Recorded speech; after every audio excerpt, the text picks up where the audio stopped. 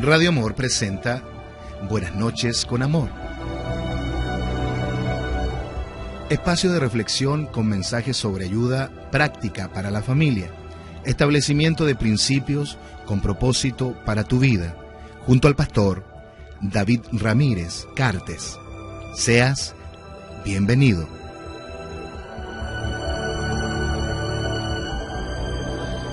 Hola, ¿qué tal? Nuevamente estamos en este espacio especial donde podemos extraer principios, donde podemos hablar algunas cosas que nos van a ayudar en la vida práctica, como también en aquellas cosas que nos van a ayudar más allá, me refiero más allá de la muerte, es decir, aún más allá de la vida finita que tenemos acá, porque muchas veces nos centramos tanto en el tiempo actual que nos olvidamos que somos eternos, que somos personas que vamos a vivir por siempre. Quisiera establecer algunos principios de vida, algunos principios que te van a ayudar para permanecer conectado hoy a la fuente de Dios, pero también proyectando tu futuro. Cada vez que extraemos, y he estado meditando en estas grandezas, cada vez que meditamos en lo transitorio del ser humano, en lo frágiles que somos, nos encontramos con la contraposición de la eternidad. Es por eso que quisiera leer un pasaje hermoso que aparece en Primera de Corintios, capítulo 4, Primera de Corintios, capítulo 4. Allí hay un principio que quisiera con ustedes compartir. Vamos a cotejarlo en este momento. Primera de Corintios, capítulo 4, versículo 16. Por tanto, os ruego que me imitéis.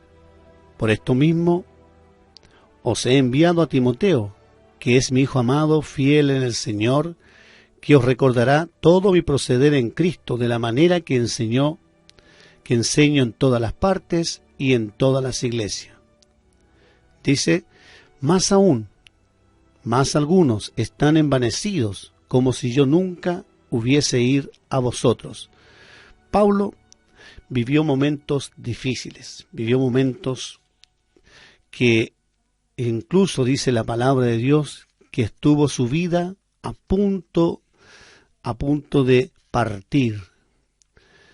Y él manifestaba los momentos de tribulación como leves tribulaciones. Nunca él pensó que lo que él iba a vivir iba a durar por siempre, sino que él hablaba de las leves tribulaciones.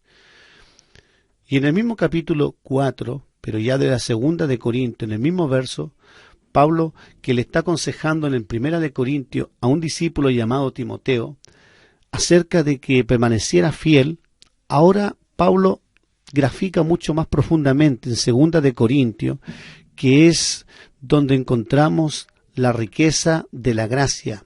¿Por qué? Porque en Primera de Corintios tú ves un Pablo que pareciera que siempre está dando consejos, instrucciones, órdenes, inclusive retos. No retos de desafío, sino ahí llamando la atención a sus discípulos y que sean drásticos en decidir. Pero que bueno es que el Padre, por el Espíritu Santo, determinó entregarnos segunda de Corintios. Porque el mismo Pablo que aconseja a Timoteo a que lo imiten, que él es el modelo a seguir, de algún modo Pablo se ponía en un nivel alto, tan alto que muchas veces no era posible llegar a ese nivel. Pero Pablo experimentó la gracia, experimentó lo que él compartía, experimentó la vida de Dios en su corazón, de tal modo que cambió su enfoque, no que haya cambiado su mensaje, sino su enfoque, porque comenzó a vivir bajo la visión de la gracia de Dios. Por eso me alegra que existe segunda de Corintios, porque en el mismo capítulo que nombraba, capítulo 4, verso 16, pero de la segunda de Corintios, ya está hablando desde otra perspectiva. Y podríamos leer inclusive el verso 15. En 2 de Corintios capítulo 4, verso 15 dice, por todas estas cosas padecemos por amor a vosotros, para que abundando la gracia, por medio de muchos, la acción de gracias sobreabunde para gloria de Dios. Por tanto, no desmayamos.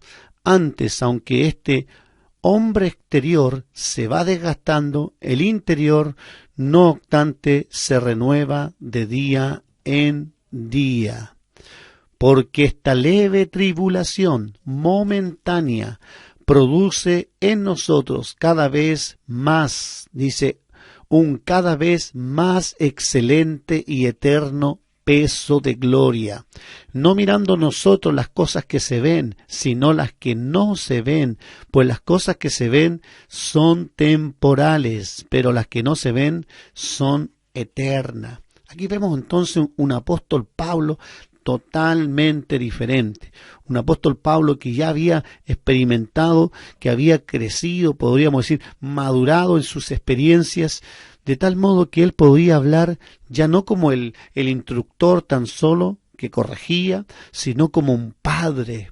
El mismo padre que a Timoteo lo trata de hijito, en 2 Timoteo, capítulo 2, verso 1, dice, hijo mío, esfuérzate en la gracia, escribiéndole a Timoteo.